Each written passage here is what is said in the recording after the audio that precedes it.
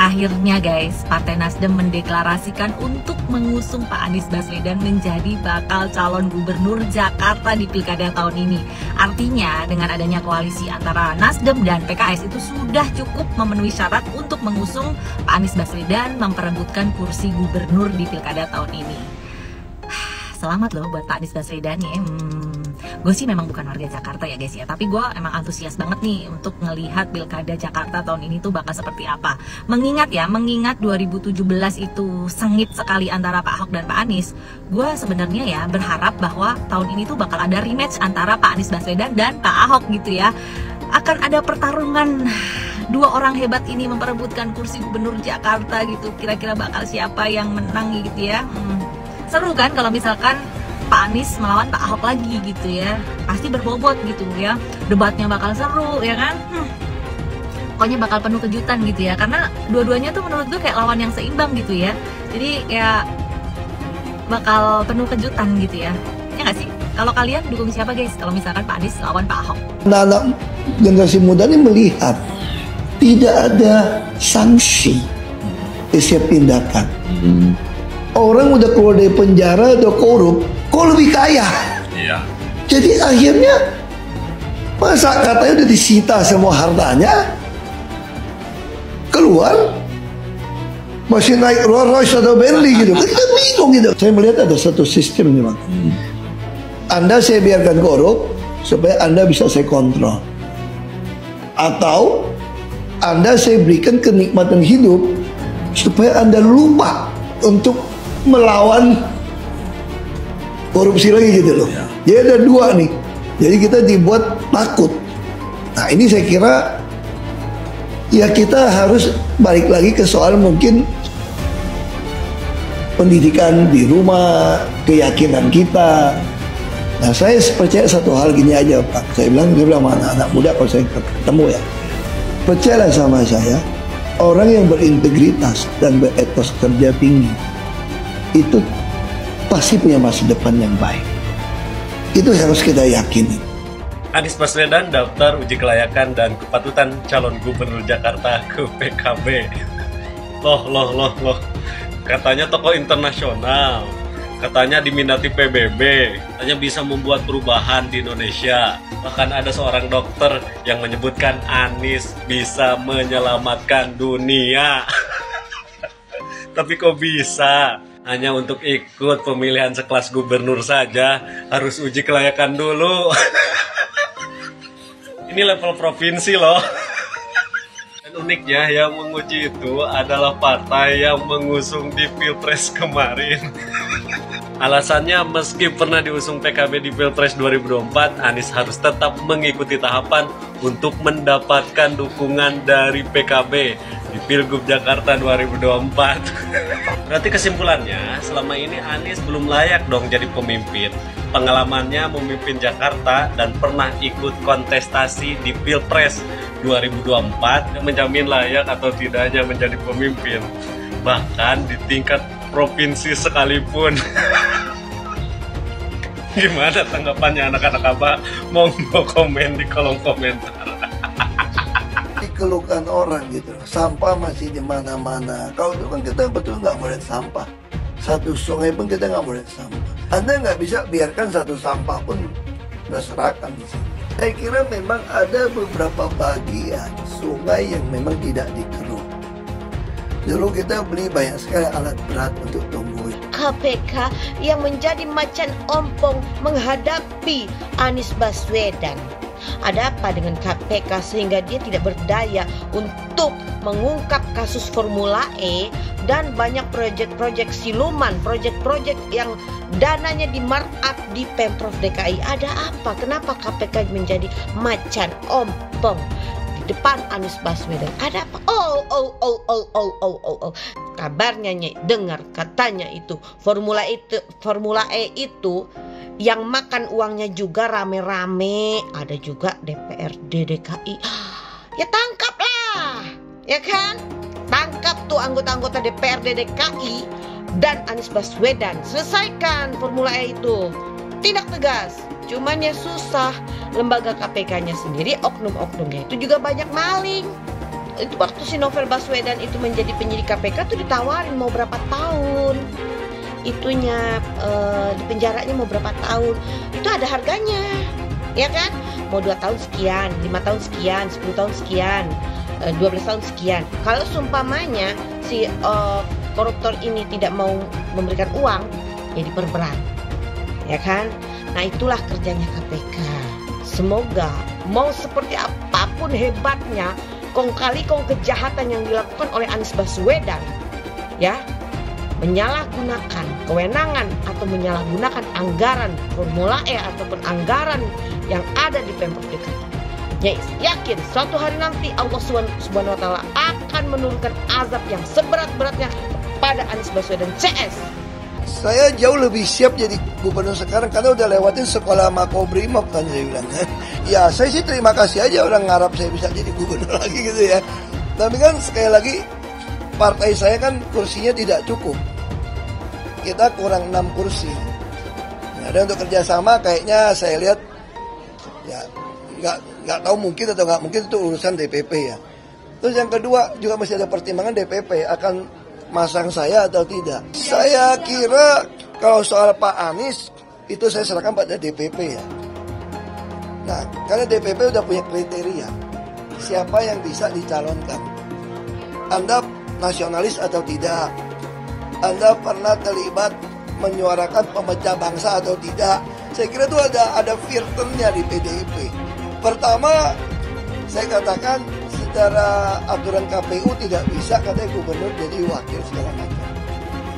Yang kedua, Anda mesti tanya ke DPP bukan saya.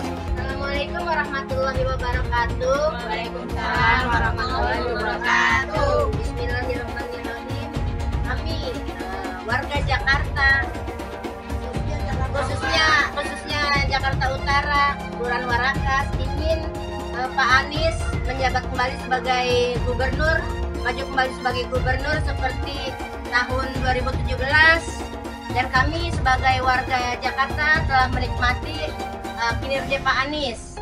Untuk itu sekali lagi untuk Pak Anies, kami ingin Pak Anies terus maju. Anies Rashid Baswedan, yes, yes, yes, yes. Anies Baswedan ada kemungkinan jadi calon gubernur DKI Jakarta lagi nih. Setelah DPW PKS mutusin bakal ngusung Anies di Pilkada 2024 ini. Ini disampaikan Ketua DPW PKS DKI Jakarta Khairuddin. Katanya rapat DPW PKS sepakat calonin Anies jadi calon gubernur DKI. Keputusan ini kontras banget sama sikap PKS pas habis Pilpres kemarin. Saat itu mereka bilang nggak bakal ngusung Anies di Pilgub nanti, karena Anies udah jadi tokoh nasional, bukan lagi tokoh daerah. Emang sih keputusan pencalonan Anies ini belum final, akan diputuskan oleh DPP PKS. Menurut Humas PKS Ahmad Mabruri, ada beberapa kandidat lain yang masuk radar, seperti Muhammad Sohid dan Mardani Alisera. Pencalonan Anies sebagai gubernur bikin khawatir sih. Kita ingat pas Pilkada 2017 lalu, Anies pakai politik identitas buat meraih dukungan warga Jakarta. Gara-gara itu, warga Jakarta bahkan masyarakat Indonesia jadi terpolarisasi. Kita nggak mau kondisi itu terulang lagi. Yuk, tolak politik identitas. Kami Ketua Umum Forum Komunitas Ustadzah Provinsi DKI Jakarta bersama mengharapkan kepada Pak Anies untuk siap menjadi gubernur DKI, memimpin kembali Jakarta, karena kita melihat karyanya sudah nyata, dinikmati oleh seluruh rakyat Indonesia dari lapisan atas sampai lapisan paling bawah. Bahkan seluruh Indonesia dan mancanegara mengakui keberhasilan Pak Anies sebagai gubernur Jakarta yang lalu. Ayo, jangan ketinggalan, semua dukung Pak Anies untuk kembali pimpin Jakarta. Saya terus terang saja mengatakan ya, saya sudah berkatakan, kalaupun misalnya pemerintahan sekarang mengajak saya masuk dalam pemerintahan, saya sudah tolak hari ini. Untuk yang otonom, saya akan mengatakan tidak, oke? Tetapi saya akan bilang juga sama Anies dan Muhaimin, Anda itu sudah dibantu, sudah ditolong, sudah disupport oleh banyak orang yang berharap Indonesia akan lebih baik dengan Anda. Kalau Anda gabung dengan pemerintahan, Anda menjadi pengkhianat, kan begitu? Ini dengar ya, Anies dan Muhaimin, kalau Anda gabung dengan pemerintahan dan tidak mau menjadi oposisi, Anda pengkhianat. Usia saya sudah 74 tahun lebih 2 bulan. Saya khawatir anak cucu saya tidak punya negeri nantinya, karena negeri ini akan dikuasai oleh Cina dengan tentara-tentaranya sudah banyak. Di Morowali bertengkar tentara Indonesia, tenaga kerja Indonesia dengan tenaga kerja Cina, yang mati anak Indonesia 100 orang, Cina cuma 1 yang ditangkap dan dipenjara anak-anak kita tenaga kerja Indonesia. Saya menangis, ini negeri siapa? Anakku, saudaraku, tentara, polisi, bangkitlah, sadarlah, minta pada Allah, datangkan kesadaran pada para ABRI. Kalian jangan membela yang salah. Kita pemilik negeri ini, bukan Jokowi dan keluarganya. Jokowi adalah antek-antek komunis. Antek-antek komunis. Betul atau tidak? Ayahnya adalah ajudan Aidit. Dan ternyata sidang demi sidang mengadili tentang ijazahnya, dia tidak pernah kirimkan ijazah aslinya. Tandanya apa itu?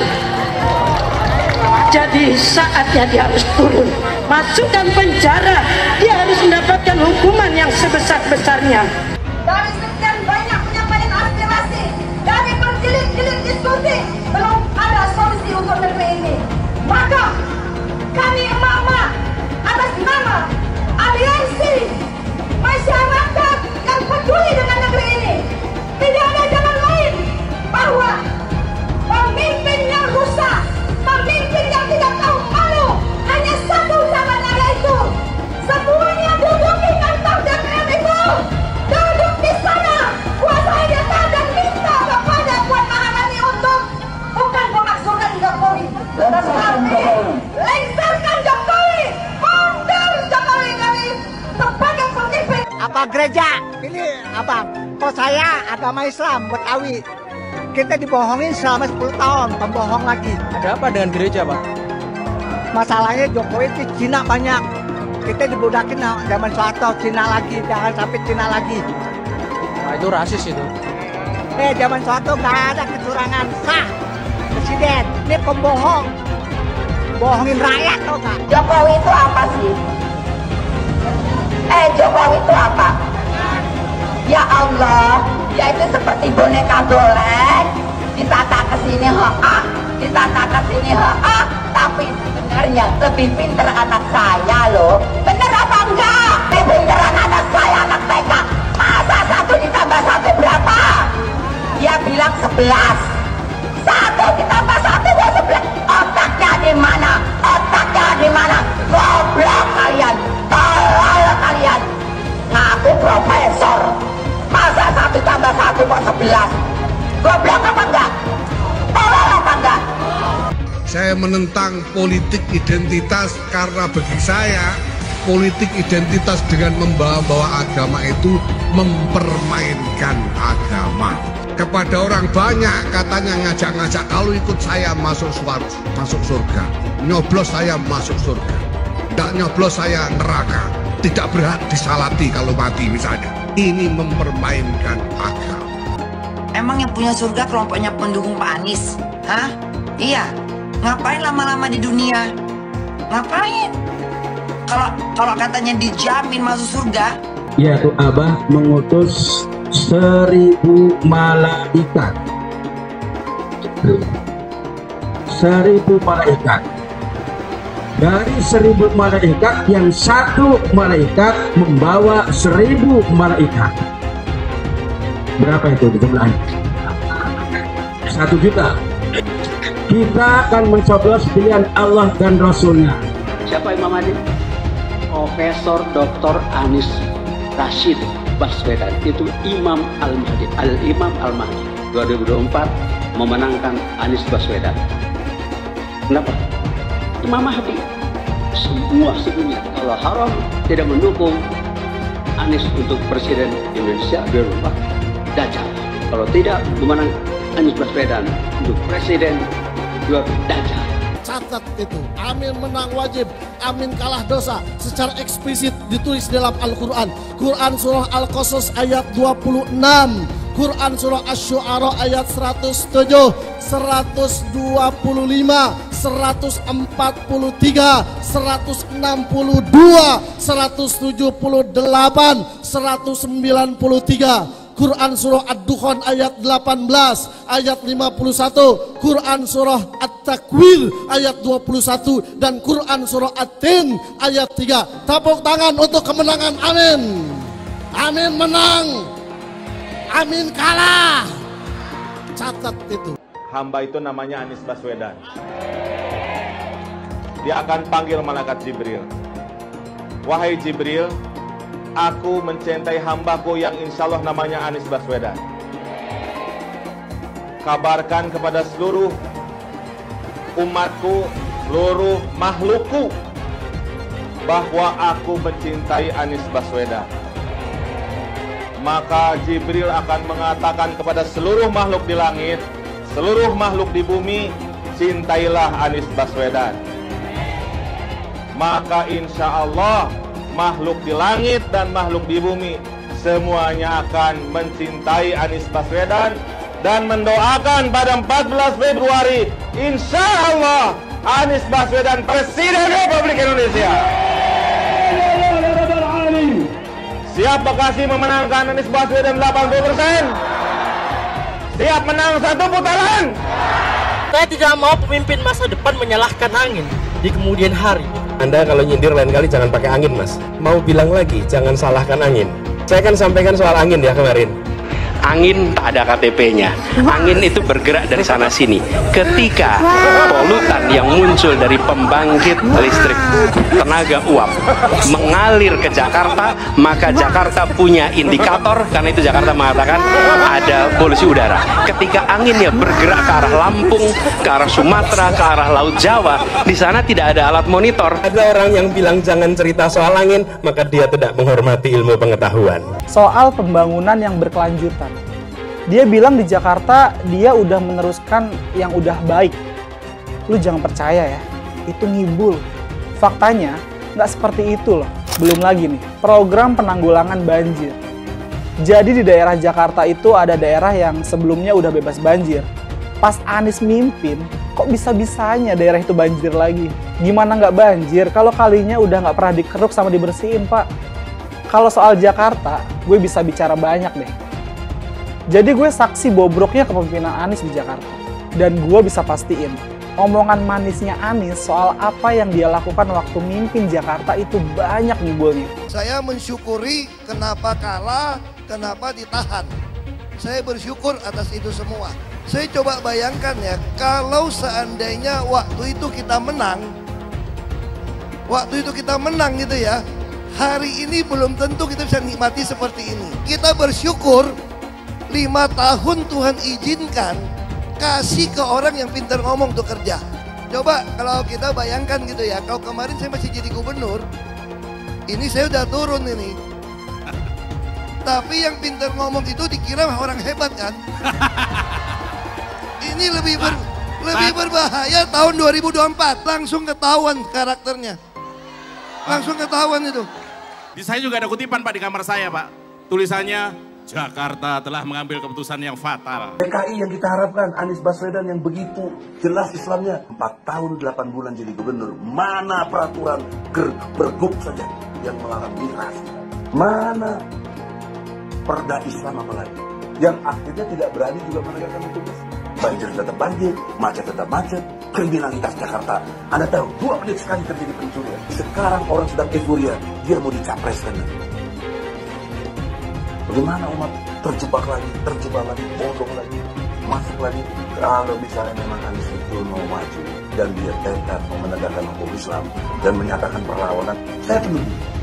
Tapi dia tidak lakukan itu. Bapak politik identitas Indonesia Anies Baswedan, Bapak intoleransi Indonesia Anies Baswedan.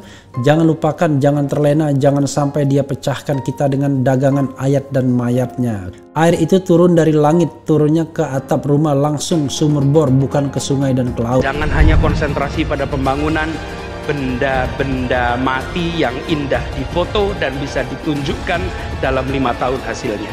Kalau kita mau menilai sebuah janji, maka lihat janjinya, lalu lihat kenyataannya. Dulu janjinya apa ya? Dan ini aneh, betul-betul aneh. Ini bukan kampanye, tapi saya sampaikan sini. Di satu sisi menyiapkan jalur-jalur air untuk dikirim ke laut, di sisi lain di lautnya dipasang dengan pulau reklamasi, tinggal tunggu waktu jadi rob, air balik. Dan ini melawan sunnatullah. Kenapa? Air itu turun dari langit ke bumi, bukan ke laut. Harusnya dimasukkan ke dalam bumi, masukkan tanah. Di seluruh dunia air jatuh itu dimasukkan ke tanah,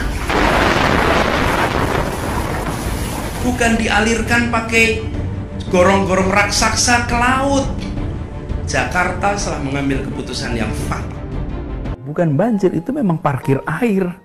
Bukan banjir, itu memang parkir air. Masyarakat berkeliling dengan membawa toa untuk memberitahu semuanya, termasuk sirine. KAI-BON 82 miliar. Apa alat transportasi yang dimiliki oleh hampir setiap orang? Alat transportasi yang dimiliki semua orang adalah kaki. Kalau seandainya orang Jakarta percaya Pak Anies jadi gubernur pun, saya berani jamin kok dia akan lakukan normalisasi yang sama seperti saya lakukan kok. Gak usah bohong lah. Ketika air sampai di muara, maka siap untuk dipompa ke laut.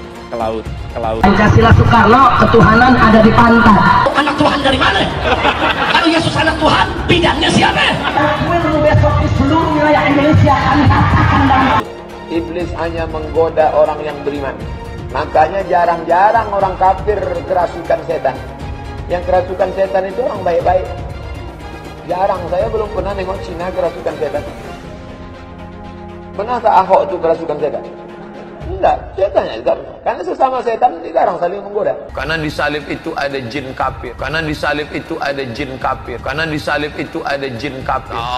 Haleluya. Kepalanya ke kiri apa ke kanan?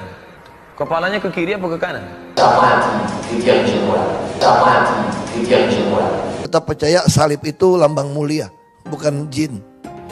Kok ketawa? Aku nggak nyindir siapa-siapa loh. Saya nggak pernah mundur untuk kebenaran, keadilan, kejujuran, dan peri kemanusiaan. Gue nggak pernah mundur.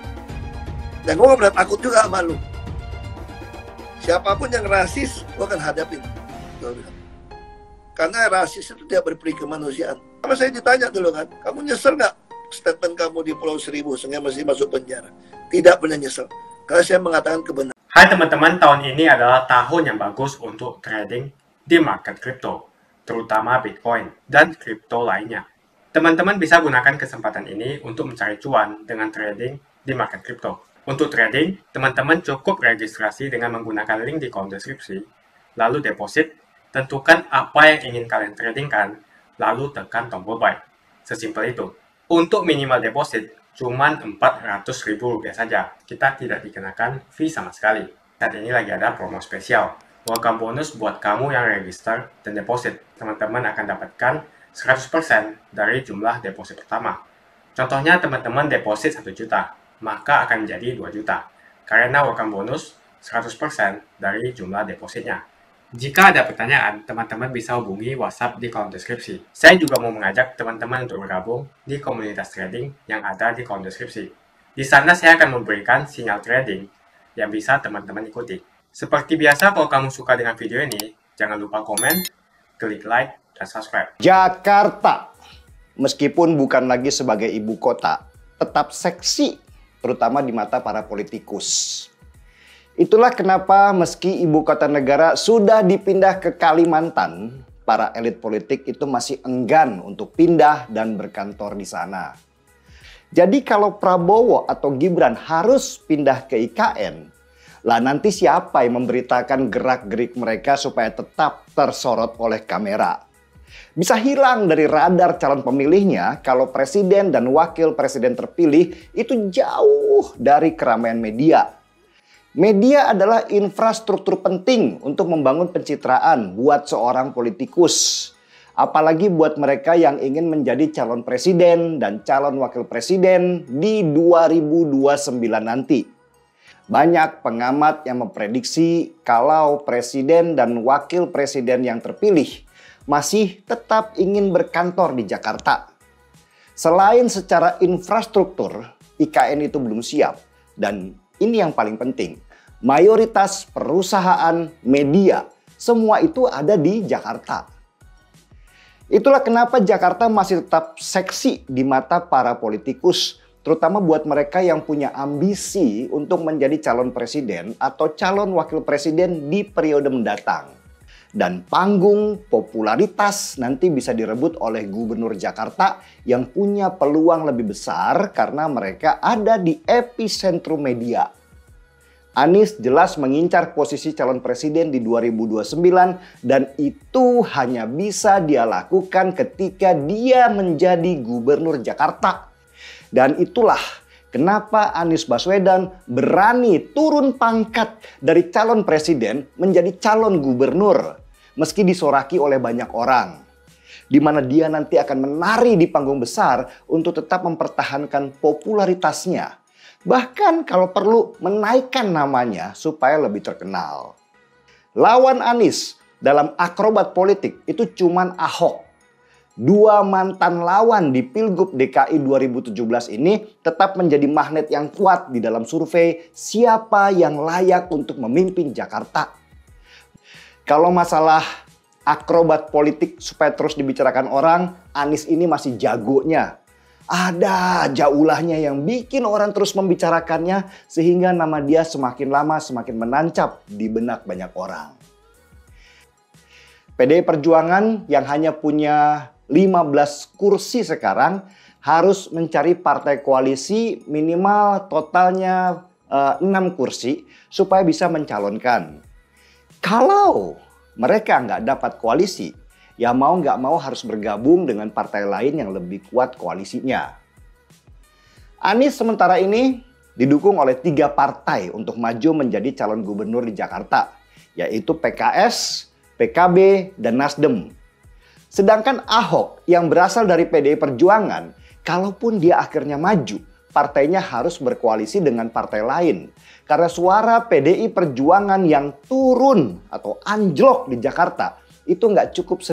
Tetapi dalam mencari koalisi biasanya nih, PDI Perjuangan itu sudah handal. Tinggal kita harus menunggu kejutan-kejutan pasangan calon yang akan diumumkan PDI Perjuangan beserta partai koalisinya. Beberapa lembaga survei sudah menghitung bahwa nama Anies dan Ahok tetap kuat khusus untuk DKI Jakarta.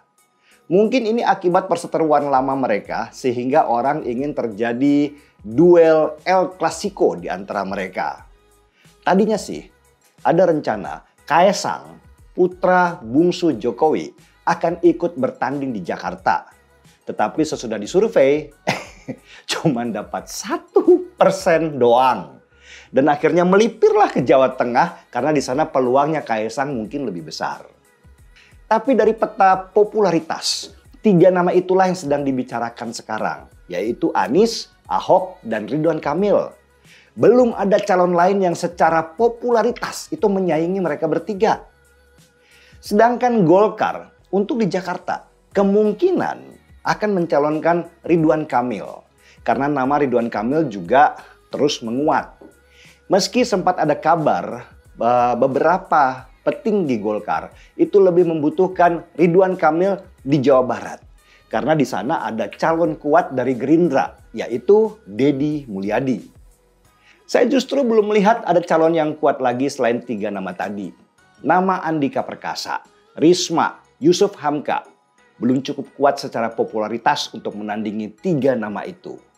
Atau kalian ada pilihan lain selain nama Anies, Ahok, atau Ridwan Kamil? Tapi bisa dipastikan pertarungan di Pilgub DKI Jakarta akan berjalan keras dan menarik untuk ditonton oleh masyarakat. Ingat Pilgub DKI 2017 di mana Ahok akhirnya jatuh karena pernyataannya diputar balikan di media sosial dan disambut gerakan 8 triliun umat yang kumpul di Monas. Sudah barang pasti Anies tidak akan melanjutkan program-program Jokowi. Semisalnya Anies menang, maka ibu kota baru atau IKN nggak akan jalan. Pembangunan akan di-stop. Legasi Jokowi akan hancur. Anies menuduh Jokowi melakukan penjagalan. Padahal Anies lupa pada rekam jejaknya sendiri di tahun 2017, di mana Anies melakukan penjagalan terhadap Ahok. Semua cara dilakukan. termasuk melakukan politik identitas berbasis agama, sampai-sampai menggunakan kelompok FPI, HTI, dan kelompok intoleran lainnya. Anies Baswedan sampai nekat berkoalisi dengan ormas preman berjubah agama. Kita bisa melihat rekam jejak Anies saat menjabat di Jakarta selama 5 tahun. Tidak ada satupun janji yang dipenuhi dan tidak ada kinerja yang bisa dibanggakan. Dari DP 0%, OKOC, kelebihan bayar, Formula E, banjir, sumur resapan, jalan rusak, dan gonta-ganti nama jalan. Diketahui Anies pun masih berhutang 100 miliar kepada Sandiaga Uno dan sampai saat ini belum dibayarkan. Untuk jadi gubernur saja, Anies sampai berhutang 100 miliar kepada Sandiaga Uno dan belum dibayarkan. Apalagi jadi presiden, berapa triliun yang akan Anies hutangkan? Dan bagaimana Anies bisa membayar utang triliunan itu? Apakah Indonesia siap untuk dijual? Jika Anies menang, maka FPI dan HTI, ormas khilafah, akan kembali. Apa kita mau Pancasila diganti oleh khilafah? Bagian Indonesia Timur yang mayoritas non-muslim pasti tidak akan setuju dengan khilafah. Mungkin Indonesia akan bubar jika Anies memimpin. Perkataan Ahok sudah terbukti dan Jakarta sudah menjadi korban. Jangan biarkan Indonesia menjadi korban kibulan Anies Baswedan. Begitu saja opini saya tentang Anies Baswedan. Bagaimana opini kalian? Tuliskan di kolom komentar. Pastikan kalian semua menekan like di video ini. Dan jangan lupa bagikan video ini ke teman dan family Anda supaya mereka semua mengetahui tentang informasi ini. Tekan tombol subscribe dan bunyikan lonceng notifikasi supaya kamu tidak ketinggalan.